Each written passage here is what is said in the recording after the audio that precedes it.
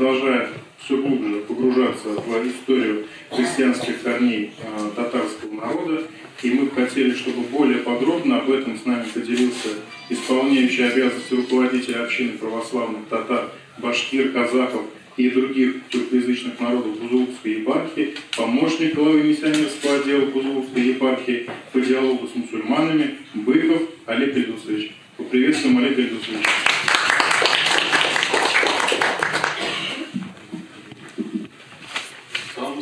Братья и сестры. Я хочу рассказать такой, небольшой исторический очерк, что ли. Где-то 7 лет назад я начал заниматься историей, изучением истории православия среди татар, предков татар.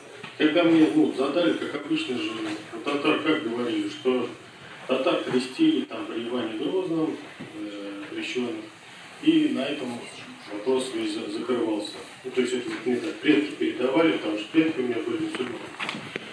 И когда мне начали рассказывать крещеные и вообще люди, кто изучал этот вопрос, что это далеко не так, я как бы так про себя улыбнулся, так вроде так, прикрывают свою смену веры, свою смену веры. И начал изучать плотно этот вопрос. Сейчас для этого есть все возможности, то есть у нас есть интернет, где есть отчеты археологов, то есть вообще людей независимых, которые разные люди, мусульмане, христиане, и все можно изучить. Также я изучал, как Валерий, с его помощью, Валерий Зарубин свел меня активистами, и историю своей семьи, то есть своих предков по архиву. И вот начну со своей семьи. То есть я изучил ее где-то до начала 17 века. То есть это были служилые татары, которые участвовали в войнах на стороне российского государства с поляками. Потом их перевели сословие к морскому ведомству, то есть они занимались заготовкой леса для строительства кораблей во времена русско-турецких войн. На Вятке. Так вот, интересны какие факты. То есть имена. У татар, у многих, не только у моей семьи, и у других попадаются христианские имена. То есть, например, вот у меня конкретно там прапрадед был Ресай. А Ресай, это по Евангелию от Луки, это предок Иисуса Христа, то есть родословный Иисуса Христа. Есть Ресай такой. Вот. Потом там есть имена Давид, есть имена Асин, Асан. То есть эти имена, то есть Асан, это имя имел болгарский царь. То есть житие Саввы Сербского, вы читаете, там был царь Асин, Асан. То есть здесь связь с болгарами. И вообще, изучая вот эти все вопросы, именно у казанских татар, то есть мои предки были выходцы из Мамадышского уезда Казанской епархии, губернии. У нас получается два крыла предков, то есть это булгары волжские и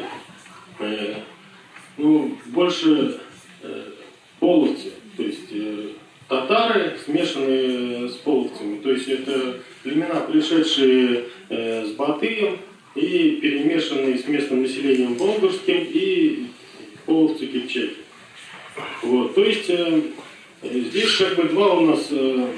То есть получается в чем? Что и то крыло имели христианские корни. И попали они сюда, то есть на Среднее Поволжье под натиском мусульманской экспансии. То есть когда вот обвиняют, татар, говорят, что вы потеряли, вы предали веру своих предков. То есть это надо разобраться. Это глубоко не так. То есть, получается как?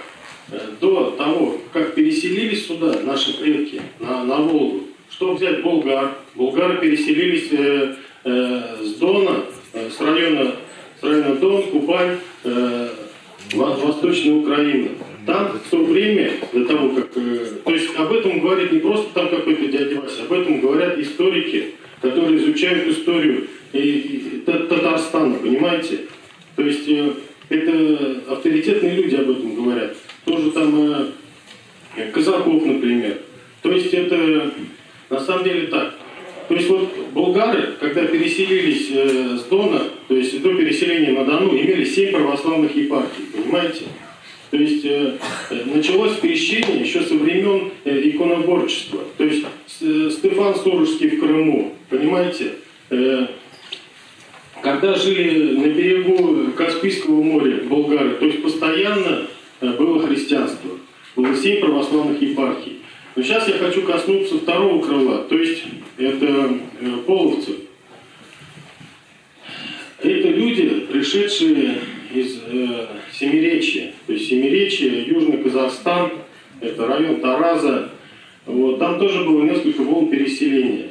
То есть тюрки вообще, когда пришли в Среднюю Азию, там уже в это время были сагдиане, то есть это сирийцы, кто были христиане несторианского толка. И постепенно под их влиянием язычники-тюрки стали принимать христианство. То есть когда началась арабская экспансия, то есть это, грубо говоря, где-то конец 8-го, начало 9 века, то есть это вот на Среднюю Азию, на Южный Казахстан, это Бухара, Тарас, то все первые мусульманские мечети были переделаны из христианских церквей. А в то время там правили тюрки. То есть, понимаете, это вот наши как раз предки. Вот. И от этой экспансии, то есть даже это записано в арабских летописях, что переделали из церкви в мечеть, часть населения приняла ислам, а часть населения ушла, понимаете? А уходили куда? Уходили в степи, то есть сначала это вот район Каракалпаков, потом степи Южной Украины и дальше. И понимаете, как свидетельств по этому очень много свидетельств. То есть если вы заедете в любой музей крупный, там, допустим, в Бишкек, в Алмату, там везде присутствуют скайраки христиан. А что такое кайраки? Это могильные камни с крестом, и где на этих надписях есть надписи на тюркском языке. Например, Георгий Демирджи, раб Божий. Понимаете, Демирджи кузнец, то есть Георгий кузнец, раб Божий. И это христианство там сохранялось где-то до времен Тамерлана. Понимаете? То есть Тамерлан, монголы уже вот это вот постепенно начали уничтожать. И вот эти, еще какие свидетельства есть? Вот эти половцы, да, которые вышли оттуда, вот эти как статуи есть половецкие, они что у нас такие же, что такие же там в Южном Казахстане. И везде, то есть следы христианства. И они остались сейчас в татарской среде. Вот эти вот у нас же поминки есть, да хоть мусульман возьми. 3 дня, 7 дней, 40 дней. У арабов нет такого, понимаете? У арабов нет. А откуда это появилось? Откуда эти имена во всех, возьмите любой, вот копните свою родословную, будут имена христианские попадать. Откуда это пришло? Потому что по арабским летописям пишут, Караханитское государство, вот Южный Казахстан, тоже взяли власть, тюрки некоторые приняли это мусульманство и стали гнать, и прям пишут, что были сары, например, были христиане и ушли. Ушли сюда, к нам на юг. Потом несториане, кирииты, очень много племен. То есть сейчас казахские племена, вот я сам разговаривал с казашкой из племени Найманов, я говорю, вы же были христиане все. Она глаза опускает, говорит, да, я знаю, мы были все христиане.